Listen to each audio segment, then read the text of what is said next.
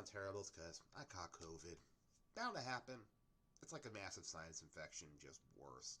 So if I sound a little congested and I sound pretty bad, I'm about day 4 into this mess, so it sucks. It really sucks. But we're not here to talk about that. We're here to talk about Star Trek Strange New Worlds. I will not under any circumstances be watching Picard or Discovery, so don't even ask. They're putrid to me, they're horrible, but funny enough, Strange New World isn't. Now, honest impression before I will go into spoilers, but I'm going to give you a general overall. Overall, the story was okay. A couple of minor nitpicks with it. Characters were okay. 1 or 2 minor nitpicks. I mean, it's generally, it's about an 8 out of 10. I just got nitpicks here and there, but overall was pretty good. I'd put this episode down as a solid episode in about any other Star Trek series. So, Kurtzman? Goldsman? Have you finally pulled your heads out of your ass? Are we back to form finally? I hope so. Because my God, this is actually a decent Star Trek episode.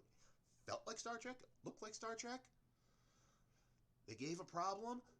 They told you what was it. Did they preach? Just a little bit, but Star Trek has been preachy at times. That's Star Trek. Was it woke? Not really. And that's about all I can get into without spoilers, so here we go. First off, Anson Mount as Captain Pike. He was just as good as a couple of scenes I saw him in Discovery. He's still dealing with what he saw on Boreth. Yes, we're still dealing with the events of Discovery leaving after the fact, because Enterprise has been in space dock after that. Everything's been classified. Pike's been dealing with the fact that he saw how he's basically going to die and live out the rest of his life in a decade. And he's still coming to terms with that. I don't like that storyline and all that, but you know what? We deal with what we deal, and I think they had Pike handling it pretty well and very human-like. Spock, him and T'Pring, I don't know how I feel about that one. That one's a minor annoyance, and it seems a little more human than Vulcan. Boy, other than that, didn't really bug me because Spock was with T'Pring. It did happen. A mock time is a thing. How they handled it here? Well, I don't expect more from Akiva Goldsman and Kurtzman and company, so it was handled decently. Mr. Pekka Spock was good. Was he like the most standout ever? Will he replace Leonard Nimoy? Or is he good as Zachary Quinto? No. But he got the job done. I mean, at least it wasn't shit. Unlike how he's characterized in Discovery, which was shit. Okay, well, and the new character, Lanan. I think that's how you're saying it is, the security chief. One of my major nitpicks. For the love of God, Kurtzman, can we get a primary female character who comes in who doesn't have some kind of tragic backstory? It's overplayed, it's overdone, my God. Enough's enough, brah. You already did it with Burnham. You did it with about every bridge officer on Discovery. My God, you're just overusing that trope. Could have just been a normal humdrum person who just has the same name as a maniac from the eugenics warners trying to live it down and has a chip on her shoulder. That you can do that. Love of God. But other than that, wonderful character. And in fact, a great scene that happens on the bridge of the Enterprise when they go out to do this mission, which is a first contact gone kind of badly wrong. But for reasons, and I'm not going to go into that too much. But they show up to the planet, find the ship there, and they find a warp signature on the planet, which, it's supposed to be going to warp. But there's a back and forth between the security officer and Spock, who's also the acting executive officer, and she recommends shields, and Spock goes, hey, hold up, and they both have logical reasoning until she points out a big red flag, and Pike, who's listening to the advice from both his officers, finally sides with the XO, and good on him for doing it. He puts the shields up. Next thing you know, 3 plasma torpedoes hit the ship. And then Spock goes, oh, yeah. That warp signature we found, that's not a warp drive, that's a warp bomb. We got problems. And one thing that I'll say, for the first 35 minutes of this show. I couldn't believe it. The crew was professional.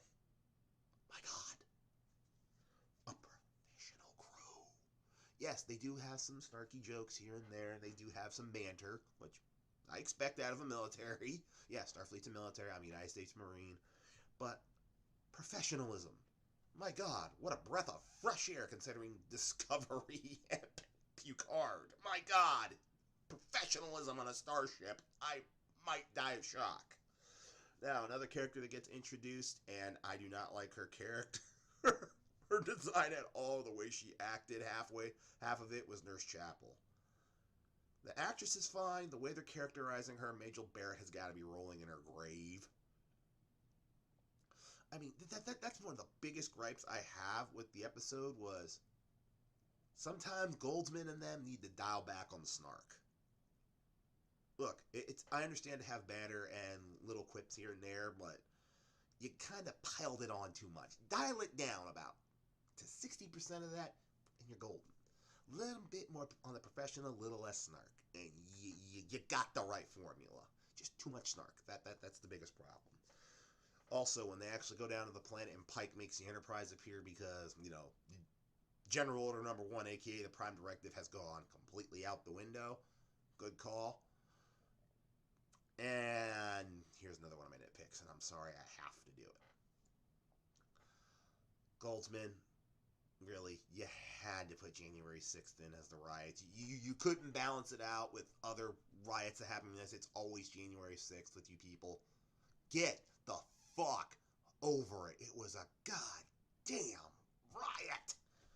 They had zero chance of overthrowing the government, if I can go on a political tirade for one quick second.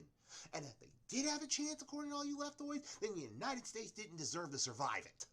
If the United States government is that goddamn weak, it didn't deserve to survive the insurrection. Government should have fallen. So it was either an insurrection and the government is literally that weak and was about to fall, or it was a dumbass riot and there was no goddamn chance. Pick one. But if you're really saying it's an insurrection, the United States government's got bigger problems. Political rant over. But they did tie in how polarization led the eugenics war, led to World War III, which, honestly, considering the Bell riots in DS9, I can see that.